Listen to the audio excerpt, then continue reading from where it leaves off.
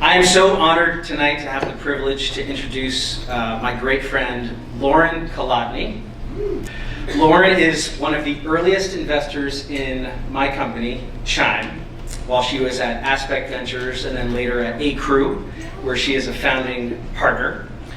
I am forever grateful for the belief that she had in me and my team, and that leap of faith that she made improved not only my life and the lives of all of the Chimers that work at our company, but also so many other people that have been impacted by our services over the years.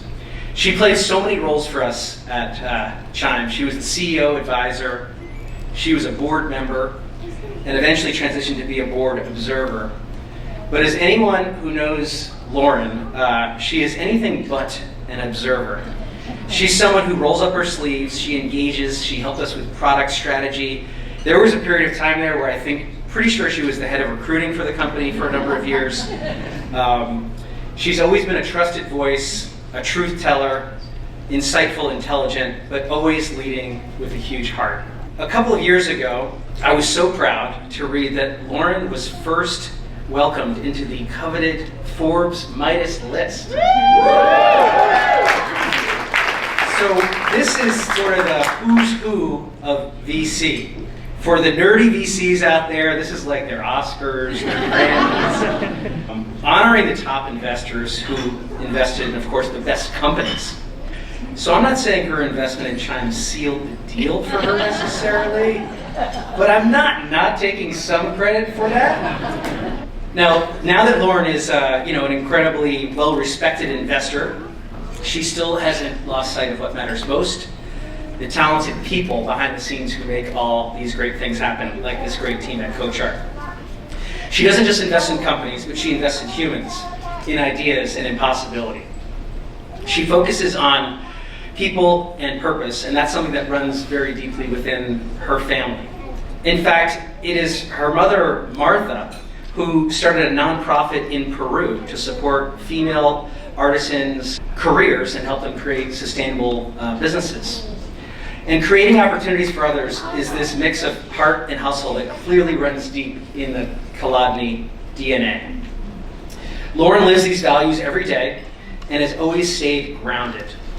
She's part badass investor, part badass mom to two girls, Bailey, who's here tonight, and Sierra, along with her extraordinary husband, Mitch, who I've also got to know very well over the years. And somehow she's figured out this perfect algorithm that, or maybe it's an AI that allows her to balance term sheets with toddler tantrums, but somehow she's figured it all out the way we're all working to figure out. But along the way, she's always figured out a way to give back. In fact, recently she had a number of CoachArt kids and families over to her house, and that's really what Lauren is. She's someone who shows up, and she doesn't just give money, but she also gives her time and her energy and her spirit. So tonight, we honor you, Lauren, with the CoachArt 2025 Heart and Humanity Champion Award. We are so grateful to have you, and so I'd love to welcome my good friend Lauren up to the stage.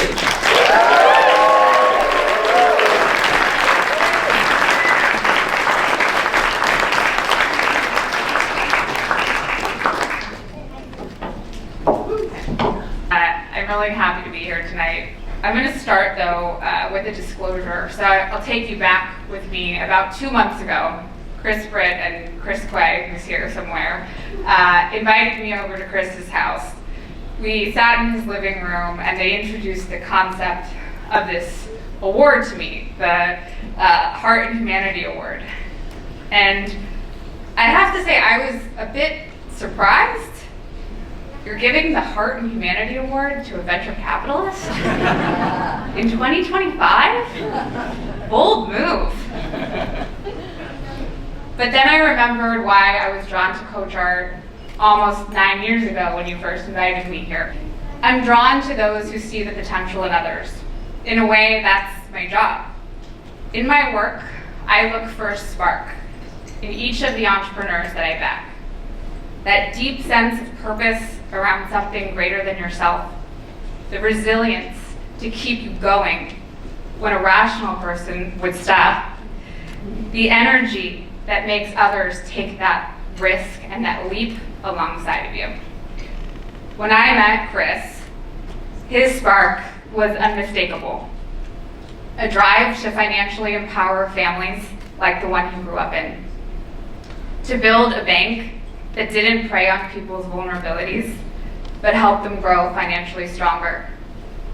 That was a bold idea, and it was one that many people did not think would be a good business. But Chris's spark kept burning, and boy did he prove them wrong.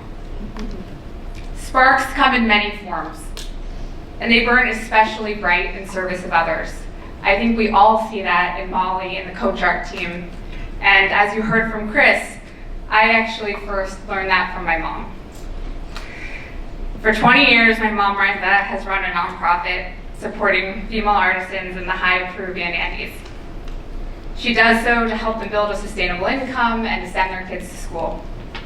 She does this quietly, no spotlight. But she has remarkable impact, a purpose much bigger than herself, and she's exceptionally good at it. Her work, like Chris's, reminds me sparks come in many forms, but they all share the same root: purpose.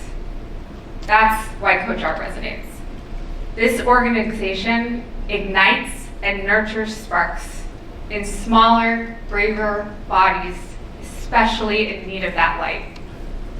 Earlier this month, my husband Mitch, my daughters Bailey and Sierra, and I hosted an event in our backyard, as you heard, with the CoachArt team and a number of their families. We spent the afternoon with kids who have endured more in a few years than most of us have in our lives. And yet the mood wasn't heavy, it was joyful. Painting, soccer, decorating cupcakes, kids and their passions completely aglow. But what really struck me were the Ethans. Two boys from different families and different backgrounds, but with a lot more in common than their names. First, I met 5-year-old Ethan Rodriguez, the same age as my oldest daughter. He's battled leukemia most of his life, and he wanted to talk to me about exactly one thing: playing the drums. So Mitch, God bless him, built a trash can drum set in our backyard, and the backyard turned into a literal rock concert. And even if Ethan had been twice his age, you would have been floored by his talent. Pure rhythm, pure energy, pure spark.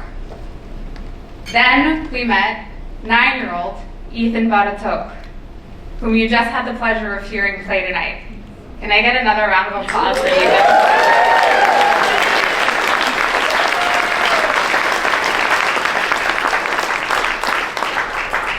Ethan bravely battled brain cancer. Years of surgeries and rehab, with resilience that humbles me, supported by the love of his truly remarkable family who I had the pleasure of spending time with.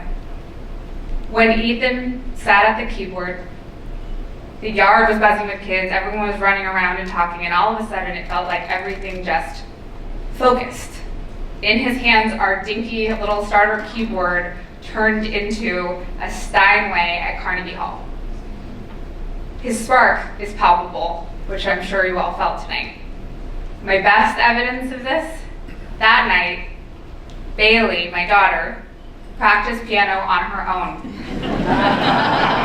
More than she ever had before in aggregate. Ethan's spark inspired her. To me, the Ethan's passions are the purest form of spark.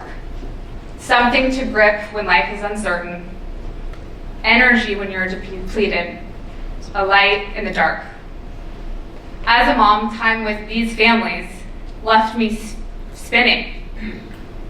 Feelings of humility, anger at the unfairness, deep inspiration. And then, wow, how lucky am I that my kids are healthy? If that weren't true, how could anything else feel like it mattered? And yet here were these families laughing with us, laughing with Sierra over cupcake decorating gone awry. Seeing them reset my definition of strength.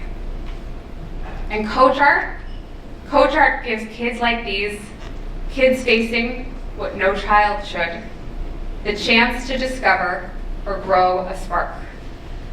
One that makes hard days survivable and good days, it makes the good days radiant. Tonight, as we celebrate their courage and CoachArt's amazing work, join me in keeping that light burning.